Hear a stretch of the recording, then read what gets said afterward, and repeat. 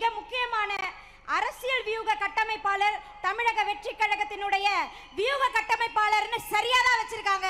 நீங்க எத்தனை சக்கர வியூகம் போடுங்க, ஒரு சக்கரம் 2 சக்கரம் இல்ல 4 சக்கர வியூகம் கூட போட்டுக்கோங்க, அதை எங்களுடைய நேர்மையால் உடைப்போம் என்று தொடர்ந்து களப்பணியாற்றி கொண்டிருக்கக்கூடிய நம்முடைய விளையாட்டுத்துறை மாண்புமிகு அமைச்சர் திரு ஆதவ் அர்ஜுனா அவர்கள் இதோ தயார் நிலையில் உங்கள் முன்னால்.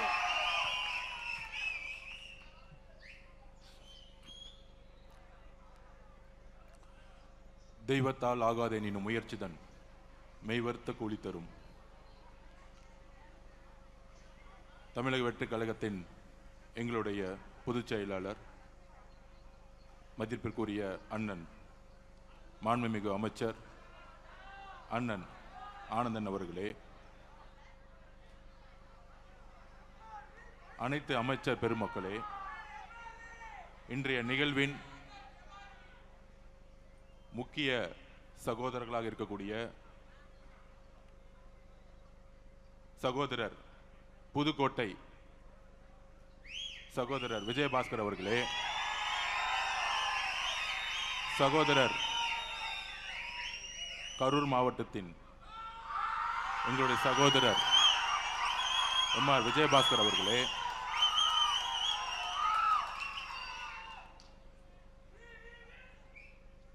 திரு ஆனந்தன் முன்னாள் அமைச்சர் அவர்களே, திருமதி வளர்மதி முன்னாள் அமைச்சர் அவர்களே, முன்னாள் சட்டமன்ற அதிமுக கழகத்தின் முன்னாள் சட்டமன்ற உறுப்பினர்கள், ஒன்றியம் கிளைக்கழகம் முன்னாள் எம்பிக்கள், மாவட்ட செயலாளர்கள் எல்லோருக்கும் என்னுடைய வணக்கத்தை தெரிவித்து, இங்க இருக்கக்கூடிய இளைஞர்கள்லாம் பார்க்கும்போது இந்த ஜல்லிக்கட்டில் புதுக்கோட்டையில் ஜல்லிக்கட்டு நடக்கும் போது எப்படி இருப்பாங்களோ அந்த மாதிரி ஒரு இளைஞர் பட்டாளத்துடன் மீட்டிங் 11 மணிக்குன்னா காலையில் 6 மணிலேருந்தே ஒரு எதிர்காலத்திற்காகவும்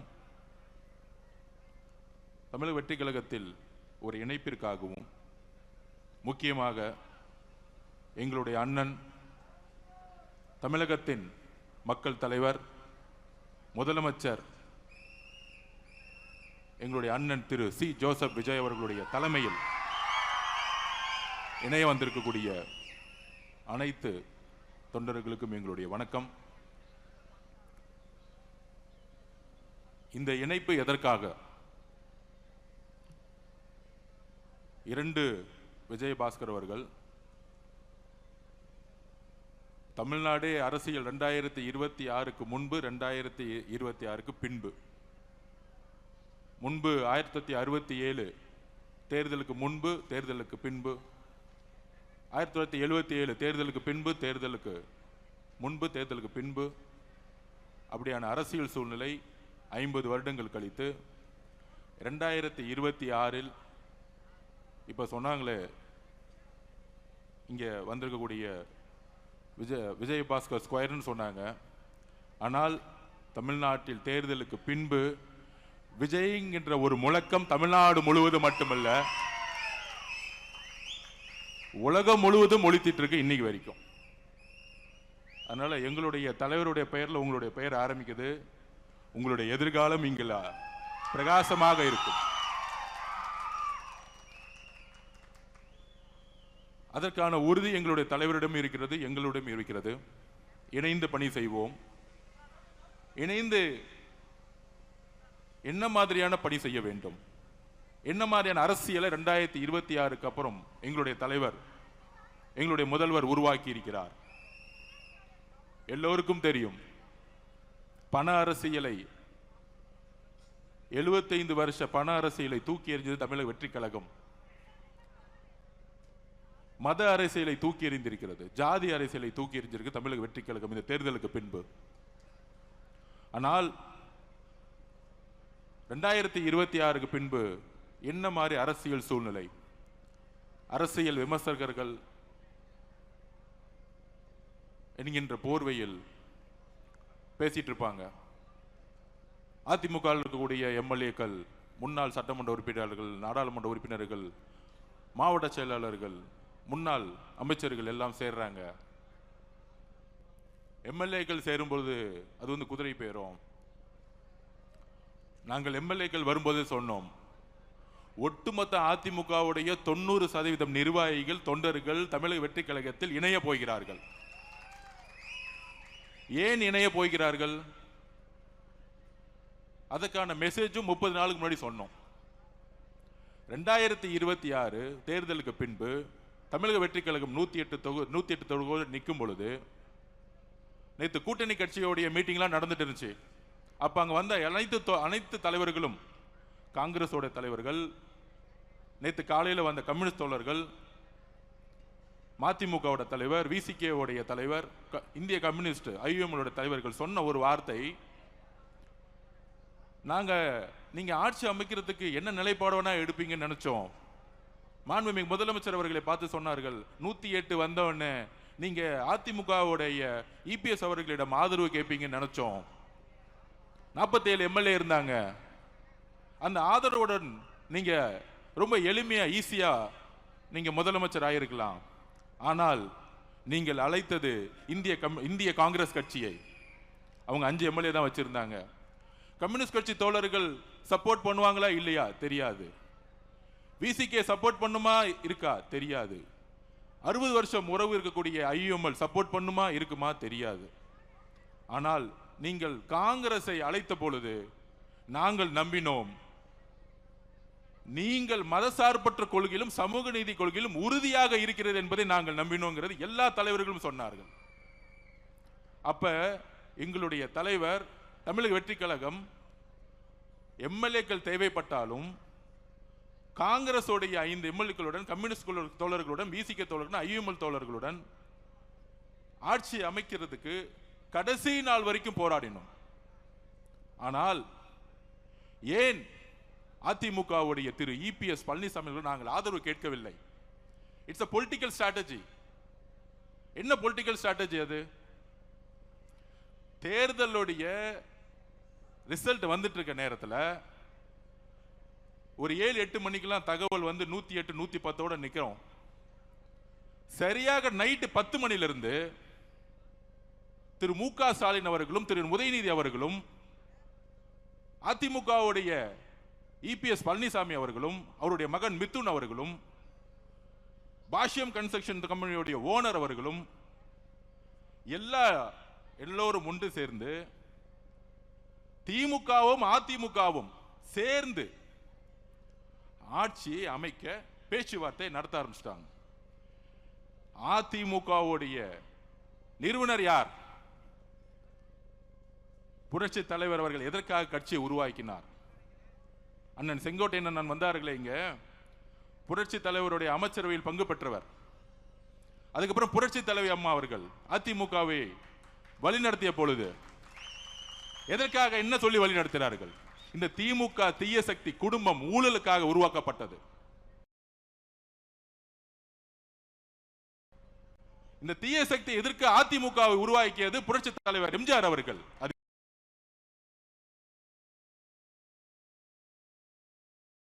வழிநடத்தியவர்கள் புரட்சி தலைவி அம்மா அவர்கள்.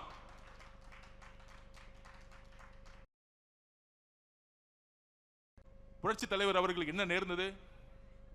புரட்சி தலைவி அவர்களுக்கு என்ன நேர்ந்தது?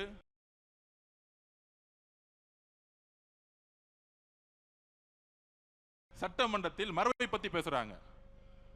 புரட்சி தலைவி அவர்களை சேலையோடு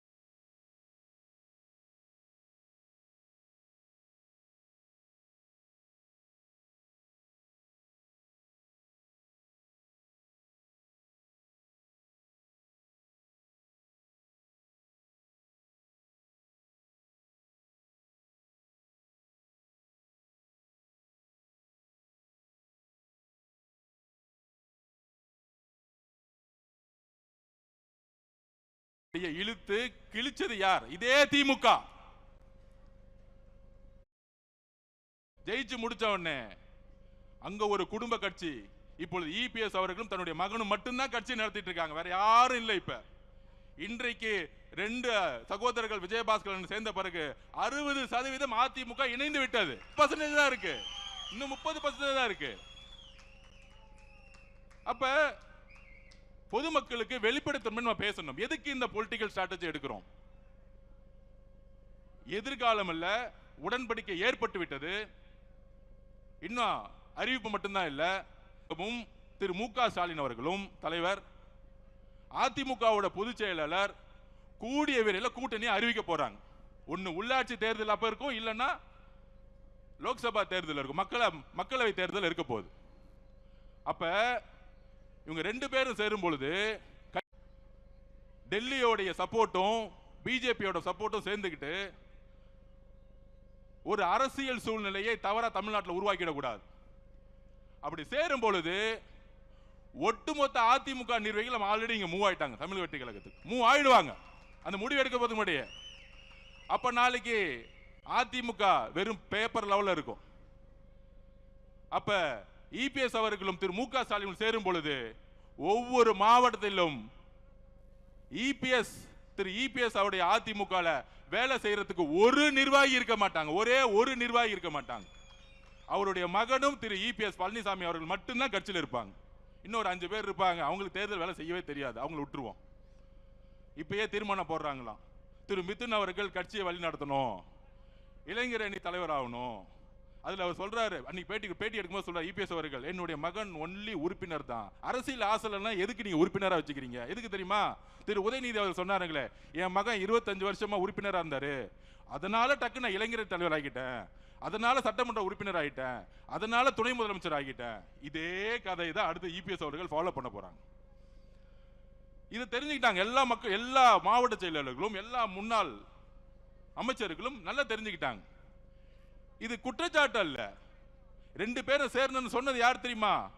மார்க்சிஸ்ட் கம்யூனிஸ்டோடைய அகில இந்திய தலைவர் திரு பேபி அவர்கள் சொன்னார், நாங்கள் ஏன் தமிழக வெற்றி கழகத்திற்கு ஆதரவு கொடுக்கிறோம்னா அதிமுகவும் திமுகவும் பிஜேபியும் சேர்ந்து ஆட்சி அமைக்க போது, அதனால நாங்கள் எதுக்குறோம்னு சொன்னார். திரு சண்முகம் அவர்கள் மார்க்சிஸ்ட் கம்யூனிஸ்டோடைய தலைவர் தமிழ்நாட்டில் அவர் சொன்னார், திமுகவும் அதிமுகவும் பிஜேபியும் சேர்ந்து ஒரு புடலங்கா கூட்டணி உருவாக்குவீங்க, அதுக்கு நாங்கள் சப்போர்ட் பண்ணுவோமா? இது சொன்னது யாரு? தமிழ் வெற்றி கழகமா? இல்லை, 10 வருஷமா திமுக கூட்டணியில் இருந்த கம்யூனிஸ்ட் தோழர்கள். ஐயுஎம்எல் தலைவர் சொல்றாரு, என்ன கூப்பிட்டாங்க, அதிமுகவும் திமுகவும் சேர்ந்து ஆட்சி அமைக்கிறதுக்கு என் சப்போர்ட் கொடுக்க சொன்னாங்க. முதல்ல 2.5 வருஷம் அவங்க முதலமைச்சர் இபிஎஸ் அவர்கள் முதலமைச்சர், அடுத்து உதயநிதி முதலமைச்சர். என்ன ஒரு சூழ்ச்சி, எவ்வளவு பெரிய அநியாயம்! இதை எதிர்க்கிறதுக்கு ஒட்டுமொத்த அதிமுக தொண்டர்களும் குரல் கொடுத்தாங்க. ஒட்டுமொத்த அதிமுக 47 எம்எல்ஏ 20 எம்எல்ஏ 25 எம்எல்ஏ அப்பயே குரல் கொடுத்தாங்க, திமுக சேரக்கூடாது. சொன்னது கம்யூனிஸ்ட் மட்டும் கிடையாது, சொன்னது ஐஎம்எல் மட்டும் கிடையாது, உண்மையான மக்கள் தலைவருடைய விசுவாசிகளா இருக்கக்கூடிய அண்ணன் விஜயபாஸ்கர் அவர்களும், கரூர் விஜயபாஸ்கர் அவர்களும், அண்ணன் சி.வி. சண்முகம் அண்ணன் அவர்களும் எல்லோரும் இணைந்து திமுகவுடன் சேரக்கூடாதுன்னு சொன்னாங்க. ஆனால் அவங்களை பதவி விட்டு நீக்கிறதுக்கு எப்படி அண்ணன் செங்கோட்டை அண்ணன் பதவிக்கு நீக்கணும்னு நினைச்சாரோ, கடைசியில் அவங்க 2 பேரும் அப்பாவும் மகனும் மட்டும்தான் இருக்க போறாங்க. இங்க ஒரு அப்பா மகன், அங்க ஒரு அப்பா மகன், 2 பேர் 4 பேர் முடிச்சிடலாம். தலைவர் சொன்ன மாதிரி சட்டமன்றத்தில் 4 பேர் முடிஞ்சிருவாங்க.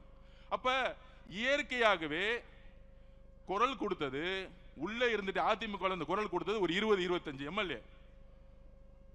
அக்கா வந்திருக்காங்களே மதுராந்தகத்தோட எம்எல்ஏ, ஒரு 4 பேர் ரிசைட் பண்ணாங்க, எல்லாரும் சேர்ந்து குரல் கொடுத்தாங்க. அந்த குரல் கொடுத்ததுடைய வெளிப்பாடு அப்பையும் அதிமுக பொதுச்சாளருடைய காதுல உழுவல.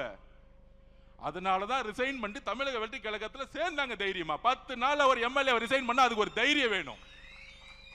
அந்த தைரியம் எங்கிருந்து வந்துச்சுன்னா, புரட்சி தலைவி அம்மா கிட்ட நான் வளர்ந்தேன், எனக்கு பேர் வச்சதே புரட்சி தலைவர் தான், அம்மா புரட்சி தலைவர் தான் எனக்கு பேர் வச்சாங்க. மதுராங்கத்தோட எம்எல்ஏ நம்ம சகோதரி சொன்னாங்களே, புரட்சி தலைவர் தான் எனக்கு பேர் வச்சாங்க. எப்படி நான் திமுகவோட சேரும் போது நான் எப்படி அந்த கட்சியில் இருப்பேன்? தைரியமா கையை ரிசைன் பண்ணிட்டு வந்தாங்க. ஆனா நம்மள பார்த்து சொல்றாங்க குதிரை பேர் நடத்துறேன்னு. குதிரை பேர் நடத்துறது யாரு? எனக்கு கரூர் வந்து ரொம்ப முக்கியமான ஊர். ஒரு கணக்கு வழக்கு இருக்கு. அந்த கணக்கு வழக்க முடிக்காம விட மாட்டோம். இதே மண்டலத்தில் சொன்னோம். எங்க தலைவரை கை வச்சீங்கல்ல கரூர்ல, எங்க மக்களை கை வச்சீங்கல்ல ஸ்டாலின் அவர்களே, திரு உதயநிதி அவருடைய வாழ்க்கைக்காக எங்களுடைய மக்களை காவல்துறை மூலமா கொன்று கூச்சிங்களா, அதற்கான பதில் ஒரு நேரத்தில் நடக்கும். சட்டம் தன்னுடைய கடமையை செய்யும். அப்ப கரூர்ல எந்த மாதிரி சூழ்ச்சியை உருவாக்கினார், அது கண்பட பார்த்தவர் நம்மளுடைய அண்ணன் விஜயபாஸ்கரன் அண்ணன். எல்லா உண்மைகளும் வரும். இதை மறைக்கிறதுக்காக தான் இப்ப இந்த 10 நாளா தமிழக வெற்றி கழகத்தில் எம்எல்ஏவை விலை கொடுத்து வாங்குறதுக்கு 50 கோடி ஆஃபரா. போன் அடிச்ச உடனே போலீஸ்க்கு இன்ஃபார்ம் பண்ணிட்டார் நம்ம எம்எல்ஏ. திராவிட முன்னேற்ற கழகத்தின் திரு மு க ஸ்டாலின் அவர்களே, எங்களுடைய ஒரே ஒரு வேட்பாளரை நீங்க விலை கொடுத்து வாங்க முடியல. அதை ஞாபகம் வச்சுக்கோங்க. ஒரு வேட்பாளரை 234 233 பேர் தாக்கல் பண்ணி நின்னாங்க எலெக்ஷன்ல. உங்களுக்கு காசு கொடுத்து வேலை செய்யறதுக்கு, காசு இல்லாம வேலை செய்யறதுக்கு இன்னும் திமுக ஒன்னும் தெரியல. இங்க இருக்கக்கூடிய அதிமுக தொண்டர்கள் ஒருத்தரும் காசுக்காக இங்க வரல. புரட்சி தலைவர் அம்மாக்காக, புரட்சி தலைவர் எம்ஜிஆருக்காக உட்கார்ந்துட்டு இருக்காங்க. அப்ப நீங்களும், அதாவது திமுகவுடைய தலைவர் மு க ஸ்டாலின் அவர்களும் எடப்பாடி பழனிசாமி அவர்களும் சேர்றதுக்கு முன்னாடி is a political stand, it's a political strategy. எங்களுடைய தலைவர் சொல்லிட்டாரு. ஒட்டுமொத்த அதிமுகவுடைய உண்மையான புரட்சி தலைவருடைய எம்ஜிஆருடைய விசுவாசிகளும் அம்மாவோட விசுவாசிகளும் தாவேகவில் இணைக்கப்பட வேண்டும். It's a declare. இது ஒரு தலைமைக்கான நம்பிக்கை, ஒரு தலைவருக்கான நம்பிக்கை, தன்னுடைய எதிர்காலத்துக்கான நம்பிக்கை தமிழக வெற்றி கழகம் என்பதை அதிமுகவுடைய கிளை, ஒன்றியம், மாவட்டம், நகரம், எம்எல்ஏ, முன்னாள் அமைச்சர்கள் எல்லோரும் ஒன்றிணைந்து இன்னைக்கு வர ஆரம்பிச்சுட்டாங்க. வேற எந்த எதிர்பார்ப்பும் கிடையாது. தமிழக வெற்றி கழகத்தெல்லாம் திமுகவும் அதிமுக உடைய பொதுச்செயலாளர் அடிச்சு வச்சிருக்க மேல காசுல இங்க கிடையாது. நாங்க எளிமையா இருக்கிறோம். இன்றைக்கும் அமைச்சர்கள் ₹1 ஒரு துறையில வாங்கல. ஒரு துறையில ஒரு இடத்துல ஒரு அமைச்சர் காசு வாங்கிட்டாங்க. சொல்லுங்க பாப்போம் திரு மு க ஸ்டாலின் அவர்களே. அப்போ ஒரு மாற்றம் உருவாகிட்டு இருக்கு தமிழ்நாட்டில். இந்த மாற்றத்தை மக்கள் சந்தோஷமா மகிழ்ச்சியா அனுபவிச்சுட்டு இருக்காங்க. எந்த டிபார்ட்மெண்ட் போனாலும் ஊழல் இல்லையே. ஆன்லைன்ல பட்டா கிடைக்குது, டிடிசிபி போனா அப்ரூவ்ட் கிடைக்குது, ரிஜிஸ்ட்ரேஷன் டிபார்ட்மெண்ட் போனா காசே இல்லாம இன்னைக்கு இல்ல நிலம் வந்து பதிவு பண்றாங்க. நெடுஞ்சாலை துறையில ஊழல் தூக்கி எறிஞ்சிருக்கும், பொதுப்பணித்துறையில் ஊழல் தூக்கி எறிஞ்சிருக்கும், போக்குவரத்து துறையில ஊழல் கிடையாது. அப்ப மக்கள் மகிழ்ச்சிய ஆவற நேரத்தில் ஒரு சூழ்ச்சி செஞ்சு இந்த மாதிரி செந்தில் பாலாஜி அவர்கள் இந்த மாதிரி பழைய அமைச்சர்கள்ட்ட எல்லாம் காசு 10,000 கோடி 20,000 கோடி இருக்கு, விலைக்கு வாங்கி ஆட்சியை கவுக்க முடியுமான்னு பாக்குறாங்க. அப்ப இந்த ஆட்சியை கவுக்குறதுக்கு காசை இறக்க பாக்குறாங்க. எங்களுடைய தலைவரை நானும் சரி, அண்ணனும் சரி, அமைச்சர்களும் சரி, ஒரு துரும்ப கை வச்சீங்கன்னா மொட்டை தமிழ்நாடு எந்திரிக்கும். எழுதி வச்சுக்கோங்க. இன்னொரு தேர்தல் வந்துச்சுன்னா திமுக 234 தொகுதியும் டெபாசிட் பண்ண நாங்க தேர்தலை பார்த்தலாம் பயப்படல. ஆட்சியை ஸ்டெபிலிட்டி பண்றதுக்கும் ஸ்ட்ரென்தன் கொடுக்கிறதுக்கும் எல்லா இடத்திலும் எங்களுடைய பொலிட்டிக்கல் ஸ்ட்ராட்டஜி இருக்கும். இதுதான் எங்களுடைய பொலிட்டிக்கல் ஸ்ட்ராட்டஜி. திமுகவும் அதிமுகவும் பிஜேபியும் சேர்ந்து டிக்ளேர் பண்றதுக்கு முன்னாடி அதிமுகவுடைய ஒட்டுமொத்த நிர்வாகிகளும் ஒட்டுமொத்தமாக இணைவார்கள். இதுதான் பொலிட்டிக்கல் ஸ்ட்ராட்டஜி. எல்லோரும் இயற்கையா இணைய போறாங்க. அப்ப கரூருங்கிறது எங்களுடைய 41 குடும்பத்துக்கான எங்க தலைவர் கரூர் வரும் பொழுது, கூடிய சீக்கிரத்தில் கரூர் வரும் பொழுது எங்க தலைவருக்கு என்ன பண்ணணும்னு தெரியும் எங்களோட உறவுகளுக்கு. அப்ப இது வரைக்கும் அண்ணன் விஜயபாஸ்கரன், கரூர் விஜயபாஸ்கரன் கேட்டுக்கிறேன், அண்ணன் இந்த கரூர் மக்களை பணத்தாலையும் ரவுடிசத்தாலும் பிடிச்சி வச்சிருக்காங்க. எங்களுடைய மாவட்ட செயலர் இங்க மதி இருக்கிறார். இந்த சூழ்ச்சி வளையத்துல செந்தில் பாலாஜி வேணுக்குன்னு எஃப்ஐஆர் போட்டு ஜெயில தள்ளினார் எங்களுடைய மதிய. மிகப்பெரிய தியாகம். தமிழக வெற்றி கழகம் ஈஸியாலாம் ஜெயிக்கல. கரூர் சூழ்ச்சியை உருவாக்குனாங்க, திட்டம் போட்டு ஸ்டாம்பேட் ஆகணும் உருவாக்குனாங்க கரூர் காவல்துறை வச்சு. கடைசி 15 நாள்ல ஏன் எங்களுடைய தலைவர் எல்லா ஊருக்கும் போலன்னு தெரியுமா? உங்களுக்கு உண்மையை சொல்றேன். எந்த இடத்துல காவல்துறை சப்போர்ட் இருக்கோ அங்க மட்டும்தான் பிரச்சாரம் போக முடிஞ்சிச்சு. திருப்பூர்ல போகும்போது காவல்துறை சப்போர்ட் இல்ல. திடீர்னு எல்லாரும் கிளம்பிட்டாங்க. ஏன்னா கோயம்புத்தூர் மாவட்ட பொறுப்பாளர் திரு செந்தில் பாலாஜி திருப்பியும் அங்க இருக்க காவல்துறை அழுத்தம் கொடுத்து அவர் திருப்பூர் போகும்போது போலீஸ் எல்லாம் விலகிருங்க, 10 லட்சம் பேர் திருப்பி மக்கள் கூடட்டும், திருப்பி அவங்க இடிச்சுக்கிட்டு திருப்பி ஸ்டாம்பிட் ஆகட்டும், இப்படி ஒரு சூழ்ச்சி. அதனாலதான் கடலூர் கேன்சல் பண்ணப்பட்டது, கிருஷ்ணகிரி கேன்சல் பண்ணப்பட்டது. சோ திமுக ஆட்சியில் இருக்கிற வரைக்கும் ஒரு இயற்கையாகவே ஒரு ஸ்டாம்பிட் உருவாகட்டும், காவல்துறை எதுவும் சப்போர்ட் பண்ணக்கூடாது, ஒரு எஸ்ஓபி போடட்டும். அதனாலதான் 14 ஊருக்கு பிளான் பண்ணதை எங்களுடைய தலைவரால போக முடியாத சிச்சுவேஷன். நிறைய டிஸ்ட்ரிக்ட்ல காவல்துறை சப்போர்ட் கிடையாது. இந்த உண்மையெல்லாம் மக்களுக்கு தெரியுமா? தெரிய வைக்கணும். ஆட்சியில் இருக்கும்போது காவல்துறை எஸ்பியா இருக்கும் பொழுது யார் யாரெல்லாம் 2000 போலீஸ்க்கு பர்மிஷன் கொடுக்குறேன்னு சொல்லிட்டு தலைவர் போகும்போது எல்லாரும் விலகி போயிடுவாங்க. போலீஸ் கடைசியில் ஒரு 10 லட்சம் மக்கள் நிற்கும் போது ஏதாச்சும் ஒரு திருப்பியும் வந்து பிரச்சனையாச்சுன்னா திருப்பியும் தூக்கி பழிய தூக்கி எங்களோட தலைவர் மேல போட்டுருவோம். இந்த கேவலமான அரசியலை செய்து திமுக. அதனால்தான் கரூருடைய இறப்புக்கு பின்பு தமிழகத்துடைய ஒட்டுமொத்த தாய்மார்களும் ஒன்று திரண்டாங்க எங்க தலைவர் பின்னாடி. இளைஞர்கள் ஒன்று திரண்டாங்க.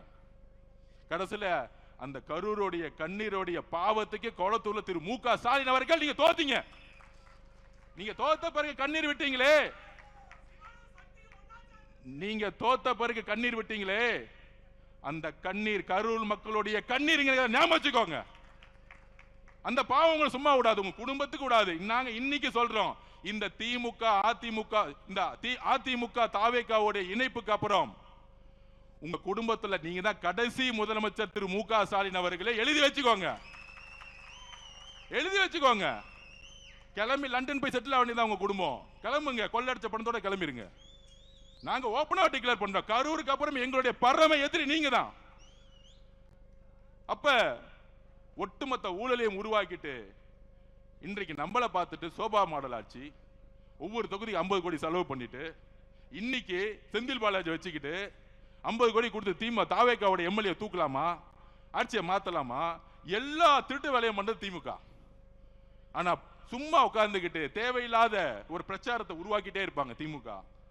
இதுக்கு தமிழர்களுக்கு எல்லா ஸ்ட்ராட்டஜியும் தெரியும். எலெக்ஷன்ல எப்படி வின் பண்ணணும் எங்க தலைவருக்கு தெரியும், எப்ப பிரச்சாரம் பண்ணணும் தெரியும். சட்டசபையில சொன்னோம், 4 நாள் உட்கார்ந்துகிட்டு வாயத்தரங்க சிஎம் வாயத்தரங்க சிஎம் கருப்பு பேட்ச் கொண்டு வராங்க. 4வது நாள் தான் பேச, 4வது நாள் 30 நிமிஷம் பேசினார். ஒட்டுமொத்த தமிழ்நாடும் பிளாஸ்ட் முடிஞ்சிச்சு. அப்ப தமிழக அதிமுகவுடைய தொண்டர்கள், இங்க இருக்கக்கூடிய நிர்வாகிகளுக்கு ஒரு வேண்டுகோள், தமிழக வெற்றி கழகம் ஒரு குடும்பம் மாதிரி. இங்க இருக்கக்கூடிய மாவட்ட செயலர் மதிய அவர்களா இருக்கட்டும், புதுக்கோட்டையில் இருக்கக்கூடிய பர்வேஷாவா இருக்கட்டும், எல்லோரும் இதுவரையும் கட்சி சண்டையோ கட்சி பாலிடிக்ஸோ ஒருத்தர் குறை சொல்லி வளர்றதோ கிடையவே கிடையாது. ஒரு குடும்பம் மாதிரி இருப்போம். நாங்க ஒவ்வொருத்தரையும் நாங்க என்கரேஜ் பண்ணுவோம். ரமேஷ் பேசுறாரா, நல்லா பேசுறப்ப மேலவா. எங்க தலைவர் அப்படிதான் பேசி முடிச்ச உடனே அர்ஜுன் நீங்க நல்லா பேசுனீங்க அர்ஜுன் அப்படின்னு ஒரு தைரியமான தலைவர். அவ்வளோ ஒரு ஃப்ரீடம் இருக்கு இந்த கட்சியில. இங்க இருக்கக்கூடியவர்கள் எல்லோரும் அந்தந்த மாவட்டத்தில் இருக்கக்கூடிய நிர்வாகிகளோட ஒன்றிணையணும். இங்க சென்னையில மட்டும் ஒன்றிணையக்கூடாது, மாவட்ட லெவல்ல ஒன்றியம், கிளை கழகம் எல்லாத்திலும் ஒன்றிணையணும். அதுக்கான பக்குவம் தமிழக வெற்றி கழகத்திற்கு உங்களுக்கும் இருக்கும். நமக்கான ஒரு குறிக்கோள், கனவு இருக்கு. ஆட்சிக்கு வந்துட்டோம், என்ன குறிக்கோள்? இதுதான் குறிக்கோள். திராவிட முன்னேற்ற கழகம் மொத்தமா கொள்ளை அடிச்சு இது வரைக்கும் மக்களுக்கு தண்ணி கொடுக்கல. குழாயில தண்ணி கிடையாது, சரியா கரண்ட் கிடையாது, சரியா ரோடு கிடையாது. அப்ப இந்த எளிமையான பணிகளை செய்யறதுக்கு நாங்க முயற்சி செஞ்சுட்டு இருக்கோம். இது எல்லாம் ஒரு ஊழலா மாத்தி கடைசி ஒரு 40 கோடி கொடுத்து மக்கள் அவங்களை ஜெயிக்க வைக்க முடியல, தூக்கி எறிஞ்சிட்டாங்க. அப்ப தமிழக வெற்றி கழகம் ஏன் பண அரசியலை விரும்ப மாட்டேங்குது? தமிழரோட நோக்கம் என்ன? திமுக ஆல்ரெடி 40 கோடி 30 கோடி கொடுத்து தோத்துட்டாங்க. அப்ப இங்க இருக்கக்கூடிய அமைச்சர்கள் எல்லோரும் முதலமைச்சருடைய வழியில் பணம் வச்சுட்டு என்ன பண்ண போறோம்? பணம் வச்சுதான் திமுக தோத்துட்டாங்களே. இன்னுமே நேர்மையான அரசியலை தலைவர் வழியில் செய்யணும். எல்லாரும் முடிவு பண்ண, தமிழக வெற்றி கழகத்தில் எல்லாரும் முடிவு பண்ணிட்டாங்க. சோ நம்மளுடைய தலைவர் வழியில் நேர்மையான அரசியலையும் மக்களுக்கான அரசியலையும் கொள்கைக்கான அரசியலையும் உருவாக்க வேண்டிய காலகட்டத்தில் தமிழக வெற்றி கழகம் இருக்கிறது. திராவிட முன்னேற்ற கழகம் கொள்கைக்கான அரசியலிருந்து வெளியே போயிட்டாங்க. திமுக தலைவர் சுத்தி யார் இருக்கா? திரு செந்தில் பாலாஜி, திரு வேலு, திரு நேரு. அவங்களுக்கு கொள்கை அரசியல் என்னன்னு தெரியாது, ஊழல் அரசியல் மட்டும்தான் தெரியும். திமுக கொள்கை அரசியல் வெளியே போயிட்டாங்க. அதிமுக இபிஎஸ் அவர்கள் கொள்கையினால என்னன்னே தெரியாது. அப்ப தமிழக வெற்றி கழகம் தான் தமிழ்நாட்டில் உண்மையான பெரியார் கொள்கைகளையும் புரட்சியாளர் அம்பேத்கர் கொள்கைகளையும் காமராஜர் கொள்கைகளையும் நடைமுறைப்படுத்த வேண்டிய ஒரு கட்சி இருக்கு. அதற்கு அரசியல் வெற்றி முக்கியம். தேர்தல் அரசியல் முக்கியம். அந்த தேர்தல் அரசியலுக்கு ஒவ்வொரு மாவட்டத்தில் இருக்கக்கூடிய நிர்வாகிகள், தேர்தல் அரசியல் தெரிந்த நிர்வாகிகள் ஒரு இணைப்பு தேவை. தமிழ்நாட்டை உருவாக்க ஒரு ஸ்ட்ராங்கான ஒரு கட்சி வேண்டும், அடித்தளத்தில் ஒரு கட்சி வேண்டும். அப்படிதான் இன்னைக்கு அதிமுகவுடைய இயற்கையாவே ஒட்டுமொத்த நிர்வாகிகள் தமிழக வெற்றி கழகத்தை நோக்கி மட்டும்தான் வந்துட்டு இருக்காங்க. திமுக பார்த்து போக மாட்டாங்க. அதனால நமக்கான குறிக்கோள் ஊழல்னா என்ன, மக்களுடைய பணத்தை சுரண்டாம உண்மையான ரோடு போடணும், உண்மையான பில்டிங் கட்டணும், நல்ல தண்ணி கொடுக்கணும், நல்ல கரண்ட் கொடுக்கணும். இன்னும் இது நடைமுறைப்படுத்தப்படல. இந்த குறிக்கோளோட நம்ம எல்லோரும் ஒன்றிணைவோம். கரூரை இந்த ரவுடி கூட்டத்திலிருந்து, அது பேர் என்ன சொல்லுவாங்க, கரூர் கேங், கரூர் கம்பெனி என்னெல்லாம் முடக்குறாங்க, மணல் வியாபாரம், அப்புறம் டூப்ளிகேட் சரக்கு, அப்புறம் பாரு, வேற என்ன பிசினஸ், பாட்டிலுக்கு 10 ரூபா, ஒட்டுமொத்த காசையும் இபி டிபார்ட்மெண்ட்ல டிரான்ஸ்ஃபர் ஊழல், நிலக்கரி ஊழல், ஒட்டுமொத்த காசு 5000-10,000 கோடி ரூபாய் வச்சுக்கிட்டு கரூரை ஒரு ரவுடி கண்ட்ரோல் வச்சிருக்காங்க. இதை முதல்ல ஃப்ரீ பண்ணி விட்டு மக்களை ஜனநாயக பூர்வமா வாழணும். எங்களுடைய குறிக்கோள் அந்தந்த தொழில் பண்றவங்க நிம்மதியா தொழில் பண்ணணும். இப்ப சினிமா தொழில் என்ன ஆச்சு பாருங்க, ரெட் ஜெயின் கம்பெனி ஏதாச்சும் படத்தை ரிலீஸ் பண்ணுதா? பண்ண முடியாது.